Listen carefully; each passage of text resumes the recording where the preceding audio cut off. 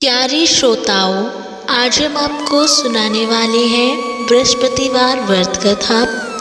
इसलिए इस कथा को ध्यान से सुने, बीच में ना छोड़े।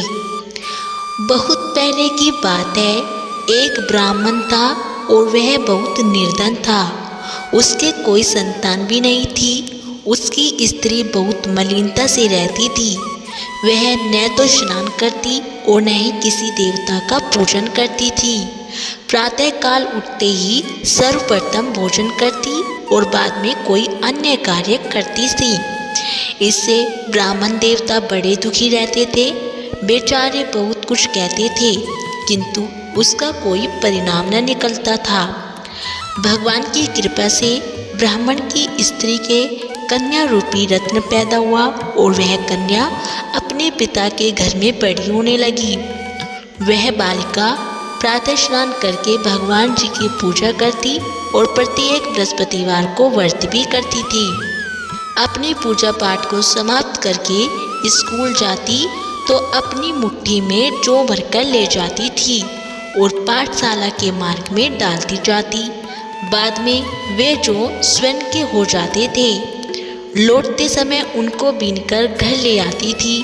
एक दिन वह बालिका सूप में उन सोने के जौं को साफ कर रही थी। उसके पिता ने देख लिया और कहा कि बेटी, सोने के जौं को फटकने के लिए सोने का सूप होना चाहिए। दूसरे दिन गुरुवार था। कन्या ने व्रत रखा और बृहस्पति देव से प्रार्थना करके कहा कि हे प्रभु, मैंने आपकी पूजा सच्चे मन से की है, तो मेरे लिए सोने का सूप दे दो। बृहस्पति देव ने उसकी प्रार्थना स्वीकार कर ली और रोजाना की तरह ही वह कन्या जौ फैलाती हुई जाने लगी। जब लौटकर जौ बीन कर रही थी तो बृहस्पति देव की कृपा से सोने का सूप मिला। उसे वह अपने घर ले आई और उससे जौ साफ करने लगी, परंतु उसकी माँ का वही ढंग रहा। एक दिन वह कन्या सोने के सूप में जौ साफ कर रही थी। उस समय वहाँ के राजा का पुत्र उसके घर के सामने से निकला और उस कन्या के रूप और रंग को देखकर वह मोहित हो गया तथा अपने घर आकर भोजन व जल त्याग कर उदास हो लेट गया। राजा को इस बात का पता लगा तो वह अपने मंत्रियों के साथ उसके पास गया और बोला कि हे बेटा, तुम्हें किस बात का कष्ट है? किसी ने अपमान किया है अथवा और कोई कारण है, सो मुझे कहो। मैं वही कार्य करूँगा जिससे तुम्हें प्रसन्नता हो। अपने पिता की बातें सुनकर राजकुमार बोला कि हे पिताजी, मुझे आपकी कृपा से किसी बात का दुख नहीं है और किसी ने मेरा अपमान भी नहीं किया है, परंतु मैं उस लड़की से विवाह करना चाहता हूँ जो सोने के सूप में सोने के जौ साफ कर रही थी। यह सुनकर राजा आश्चर्य में पड़ गया और बोला कि हे बेटा, सोने के सूप में सोने के जौ साफ करने वाली कन्या का पता तुम ही लगाओ। मैं उस कन्या के साथ तुम्हारा विवाह अवश्य ही करवा दूंगा। राजा से ऐसा आश्वासन पाकर राजकुमार ने उस लड़की के घर का पता लगवाया और तब मंत्री उस लड़की के घर गए और ब्राह्मण देवता को सभी हाल बताया। ब्राह्मण देवता राजकुमार के साथ अपनी कन्या का विवाह करने के लिए तैयार हो गया और विधि विधान के अनुसार ब्राह्मण की कन्या का विवाह राजकुमार के साथ हो गया।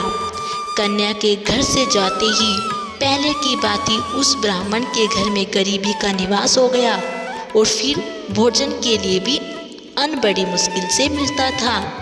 एक दिन दुखी होकर ब्राह्मण देवता अपनी पुत्री के पास गया और बेटी ने पिता की दुखी अवस्था को देखा और अपनी माँ का हाल पूछा। तब ब्राह्मण ने सभी हाल कहा। कन्या ने बहुत सा धन देकर अपने पिता को विदा किया, परंतु कुछ समय बाद ही ब्राह्मण का वह धन भी समाप्त हो गया और वह भूखे मरने लगे।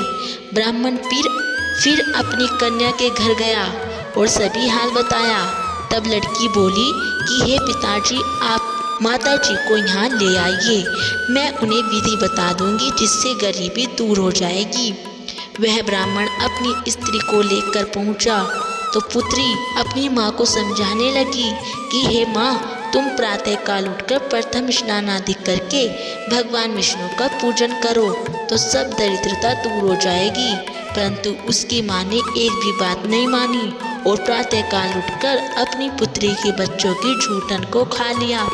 एक दिन उसकी पुत्री को बहुत गुस्सा आया और एक कोठरी से सभी सामान निकाल दिया और अपनी माँ को उसमें बंद कर दिया।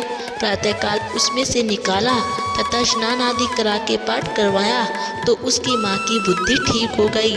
फिर तो वह प्रत्येक बृहस्पतिवार को व्रत रखने लगी और इस व्रत के प्रभाव से उसकी माँ भी बहुत धनवान तथा पुत्रवती हो गई। बृहस्पति जी के प्रभाव से जीवन में सभी प्रकार के सुख भोग कर अंत में उन दोनों ने स्वर्ग प्राप्त किया। बोलो भगवान बृहस्पति देव की जय हो। तो दोस्तों ये थी बृहस्पतिवार व्रत कथा। यदि आपको हमारी ये कथा अच्छी लगी हो तो प्लीज़ हमारी वीडियो को लाइक करें और चैनल को सब्सक्राइब करना ना भूलें।